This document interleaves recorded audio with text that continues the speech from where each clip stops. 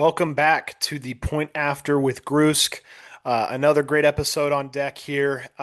Little announcement again.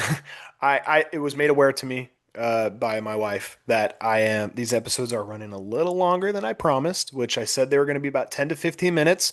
She's right.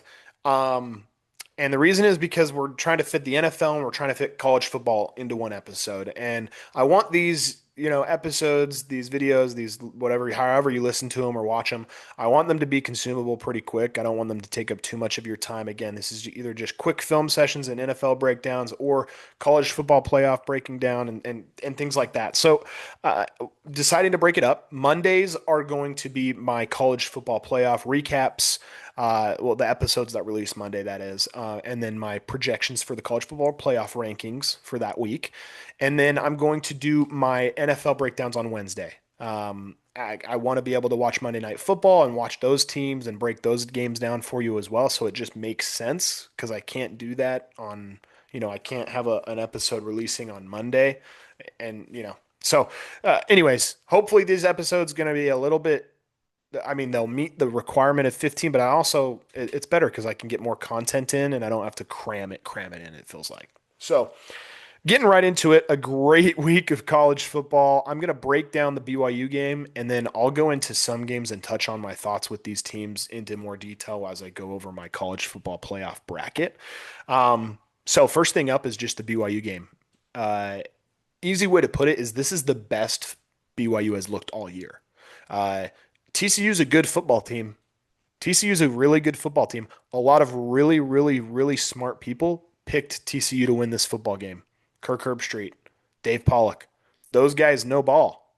They do know ball, and they picked BYU or they picked TCU. TCU is a great football team. They have a lot of athletes. They fly around. So going into this game, I think the biggest thing for me was starting fast. We watched them start slow all year. That's kind of been their Achilles heel, I would say, is just not getting off to a good start. And they finally were able to avoid that. So just jumping right into it here, pulling up this box score so you guys can see just some of the numbers. I think the name of the game is just the trenches and dominating up front.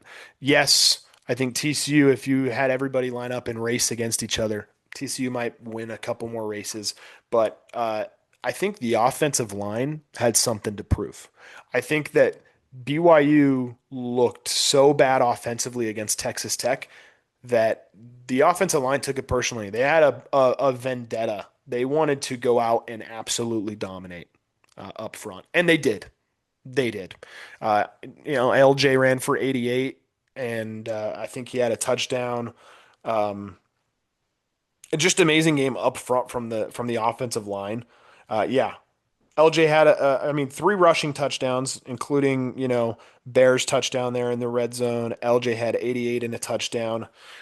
Not just from a rushing perspective, but that was some of the best passing BYU has had too. I mean, only 296 yards. I say only, but 23 of 33, a touchdown. The coolest thing to me is that there were three receivers with over 50 yards and five receivers or players with more than 30 yards receiving. Bear is spreading the ball around. Watching that kid go through his progression is amazing. He's a freshman. He's 18 years old, or what? Maybe he's 19. I don't know. But he is just getting better and better every week. That's a good TCU team. BYU flat out dominated. And it was from the get go, which is what we need to see from BYU moving forward. Now, there were some post game comments from Kalani that I didn't necessarily agree with. There's a couple of things that he's a great coach. There's that first. Let me come out and just say Kalani is the guy for BYU right now. Um, I think we all have gripes with our college football coaches. We all have disagreements, but he's the man in charge. This I want to touch on though. He talked about after was asked about style points or the committee looking at basically the eye test is what it was, and he mentioned that he didn't care. He just wants to win games. I think that's coach speak, right? You want to win games. I do think that BYU needs to blow teams out more, especially with the loss. I think before If you're undefeated, you earn the privilege of having close wins and saying, we're undefeated. We don't have a loss. We're just winning. At that point, you can say a win is a win. But when you lose a game, you give that privilege up because you are now being compared to other teams with one loss or two losses, right? And so you look at a one loss BYU and say, okay, they only won this game by this much. And then you look at a one loss Oregon team and say, oh, well, they dominated. They look better. Look at the box score, right? So you now give up that privilege. So it's time for BYU to just start smacking teams in the mouth. And I think Utah's the perfect example of it. Utah is a really, really good football team. Really good. And BYU beat them. BYU is a really, really good football team. But what Utah has done is blow teams out week in and week out, unless their name is Texas Tech and BYU. And because of that, they look like an elite football team.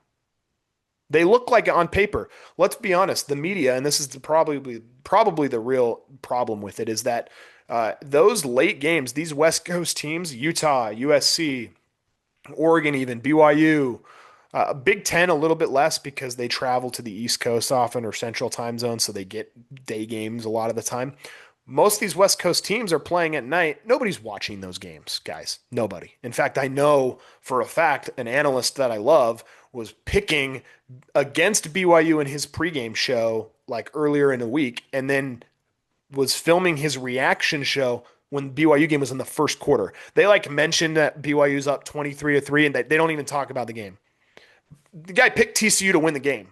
If you're going to pick against a top 15 team and talk about them not being very good and talk about blah, blah, blah, watch the games. And so the problem with that is that BYU's box scores aren't that pretty, but they're winning games, right? And that was the motto. That was what we were talking. That's why we were so good. You know, it didn't matter. We're undefeated. We're not anymore. So now you're getting compared to other teams. You're going to have to start dominating a little bit more, playing with the chip on your shoulder and making it so when those media heads finally, do look at the BYU box score because they're not watching the game. When they look at the highlights, they can say, oh, this BYU team, they put up 50, they put up 40. So shout out to Tanner Wall because as much as a 37-13 game looks dominant, a 44-13 game looks 10 times more dominant in the eyes of the committee, guaranteed. In the eyes of the media, whoever, right? The eye test is a thing, and we can try to avoid it as much as we want. We can act like it doesn't matter, and the committee heads can hang their hats at the door and pretend like they don't look at those things, and they're looking at they watch the games. But you're gonna have to make them prove it. So that's my breakdown on the BYU game. Great win, double it up, go beat Cincinnati. Opportunity here to really, really change the script from last year, and I know it's been talked about all year with the Cougs. Go do it. That's all I can say, and do it emphatically. If you go on the road in Cincinnati and you dominate like you dominated last night, or not last night, whatever it was, yeah. If you do that, you're not going to have any problems. You're not going to have any problems with the committee. Okay. So that's that on the BYU game. I want to get into, and I'm going to touch briefly on the other games that I got to watch. Yes, I do watch these games, at least most of them that I can. I'm watching parts of the game, or if not all of the game. I have the luxury of doing that. A lot of people don't. I understand that. But I want to get into it real quick with you guys and just break them down real fast before I let you guys go. So I'm going to share my screen real quick with you and give you guys my rundown of the college football rankings Grusk way.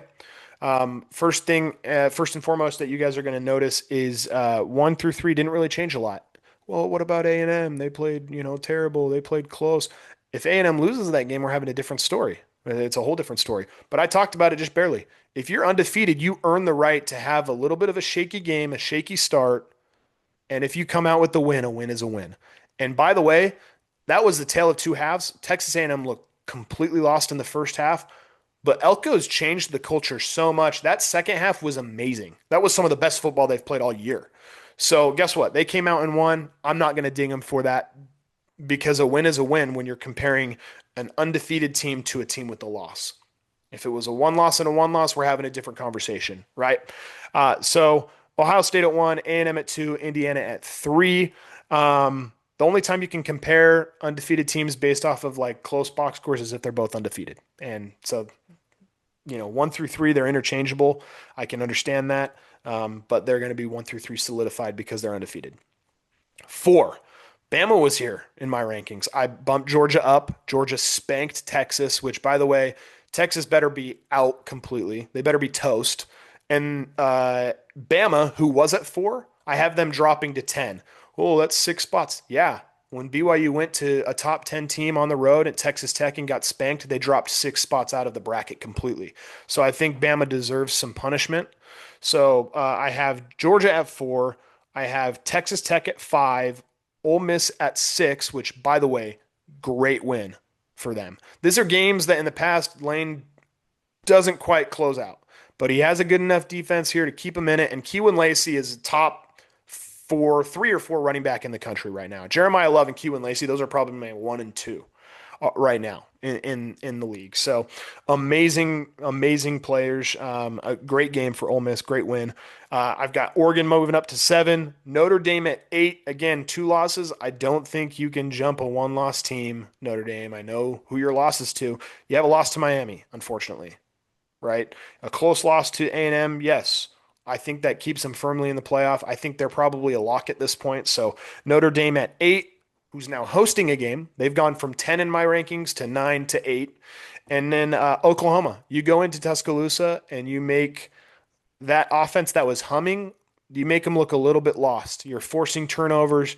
Ty Simpson generally really good over the middle. They forced him to throw outside. And Bama is the third worst rush offense in the league. They rush for third. They're the third worst in rushing yards a game in the conference. So really made them one dimensional in this game. Took away the outside, made him throw over the middle. Great game plan by Venables. And danger is, I know Bama doesn't. I mean, they play like Eastern Illinois or something this week or next week. But then the rivalry week, they got Auburn, and Auburn's defense is good. And that is, I mean, it's the Iron Bowl. Anything can happen, and it's in Auburn. So keep an eye on that. So I've got Oklahoma at 9. I think they jump Bama just for the head-to-head reasons. And then you've got Bama at 10, Georgia Tech at 11 firmly, ACC and needs a person in. And then North Texas, welcome to the party. Group of 5 is really up for grabs. I would understand if you put JMU here. I think the American Conference is deeper and better than the Sun Belt, so that's why I have North Texas up there at 12. But wow, what a fun matchup that would be, huh? North Texas and Texas Tech in the 12-5. That being said, first 4 out remains the same, basically. BYU first, Utah 2, USC, welcome to the club. What a gritty win, guys. If you didn't watch that, they're down against Iowa. They fight back. Another one of those things, just like Lane kind of struggles to break through in some of those games towards the end of the season. Lincoln kind of stumbled. Like, this is a game where Lincoln stumbles a bit, right? But to do that in the rain, I know it's at home, but still, it's a great win for them. I thought they played great football. Kyle Lemon is a top 10 pick in the draft. I mean, he's unreal. So keep an eye out for that. Welcoming to the party is Vandy. 4 is really up for grabs. I could understand, 2 or 3 different teams in this spot. Given the rankings from last week, I think it makes the most sense to move Vanderbilt up. So that's how things are looking with the college football playoff bracket. Looking forward to this week. A lot of prove-it matches for, games. Oregon USC is massive, massive. And guys, I know if you're a BYU fan, you think, oh, well, we need, Oregon to lose, or, oh, we need. Actually, it's better, I think, if USC loses to Oregon at this point. If you get a 2-loss USC that beats an Oregon, that is not good for BYU fans or Utah fans for that matter, because USC could simply leapfrog. They're now a 2-loss team. They probably jump Utah at that point because they have a win, a signature win like an Oregon. So bad news bears if the USC continues to, for those Big 12 teams, it's bad news. Other than that, I think BYU, there's a path, and the path is to win and dominate, and then maybe hope for some breaks. That's how things are looking for me in the playoff. Let me know your thoughts. Let me know how you guys think I did. This is my bracket right now. But other than that, I'll I'm excited to see you next week. Tune into my NFL recap. That'll be dropping probably Wednesday or Thursday. But yeah, excited to do that and excited for the next week of college football. See ya.